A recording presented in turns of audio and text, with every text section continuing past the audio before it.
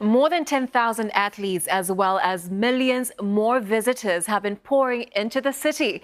We're now just hours away until the opening ceremony of the Paris Olympics, which is promising to deliver an impressive games that is full of firsts. Alif Amsyar with this report from Paris.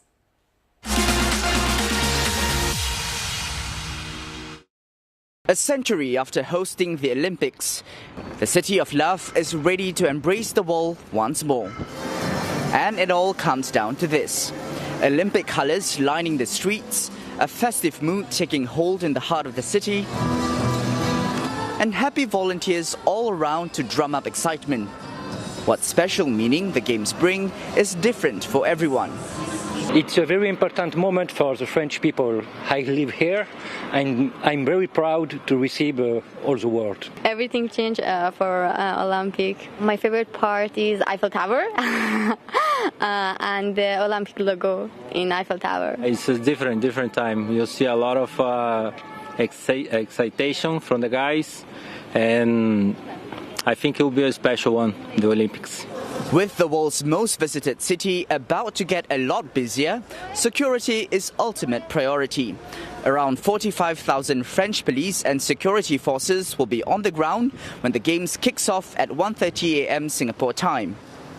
Temporary venues built in the shadows of iconic landmarks are also ready for the Games, with some action like football and rugby already underway. Plus, in a boost for organisers, the water quality of the River Seine, where outdoor swimming events will take place, has also improved dramatically since the start of July. Here, the river will also be the star of the show at the Games curtain raiser, where thousands of athletes will sail down on barges and boats. Over the next 2 weeks or so, the world will be watching closely on how Paris will deliver on its promises. But for now, the party is just about to begin. Alif Amsyar, CNA, Paris. And for more, Alif joins me now live from Paris. Alif, it's good to see you there. We've been hearing reports about the Paris train system being targeted by malicious acts today. How is that affecting the Games? Well, Shah, I'm currently just above the River Seine where tonight's party will kick off. But to answer your question, we know now that some trains have begun to resume again, even after 800,000 travellers were left stranded and have their travel plans disrupted. But organisers are saying that the impact of the incident will not have any impact on tonight's proceedings. They're in fact confident that tonight's show will go on as planned and will go on as smoothly as possible. And of course, this also comes at a time where Paris is at its highest alert. If you walk down the streets of Paris, just as I and my crew have for the past couple of days, you can see left and right police officers, military personnel, security officers guarding and patrolling the streets to make sure that trouble is steered away. And of course, tonight's ceremony, it's unprecedented.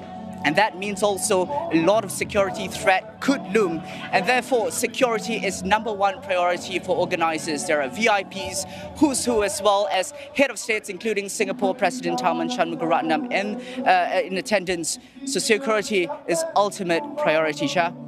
Yeah, this is indeed the world's biggest sporting meet, Alif, and we are just hours away from the opening ceremony. In light of the various hiccups, how is the mood right now in Paris? I think the mood is still pretty lively. We've been here for about 4 hours to make sure we get the best spot on this bridge. Slowly, we've seen members of the media from all over the world trickling in. Spectators are also lining up to get into the grandstands. If you can see just behind me in the near distance, it's still empty. But the spectators, the early birds, are still trying to queue up to make sure that they get the best spots. And of course, we're still hours away until the party begins. But of course, this is a Games full of firsts. It's a Games that's not afraid to make changes, to break barriers, mark milestones, and already it has. It's the first Games to achieve full gender parity, which means equal number of male competitors as well as female competitors. And it's also making huge targets in the sustainability front. And what that means and more, I have that in the next story. History tells us that Olympic cities can become billion-dollar graveyards for white elephants once the games are over. But Paris wants to change that, and organisers are working to set themselves apart. A total of 95% of the Paris 2024 competition venues are either pre-existing or temporary. Now, the aquatic centre behind me, for example, is designed to serve the local community long after the games. All seats in the venue are also made from recycled local plastic waste. Now, having wood at the heart of the centre also helps to cut emissions from construction. Plus, athletes can bring home a piece of the Eiffel Tower if they land a place on the podium. At the heart of each medal, there's 18 grams of original iron from the tower. The gold and silver used for the medals are also 100% recycled. Over at the Games Village, you might have seen pictures of these cardboard beds going viral online. Now, these are expected to be fully recycled once the games are done and dusted. Coffee tables and chairs here are also made from old badminton shuttlecocks or bottle caps.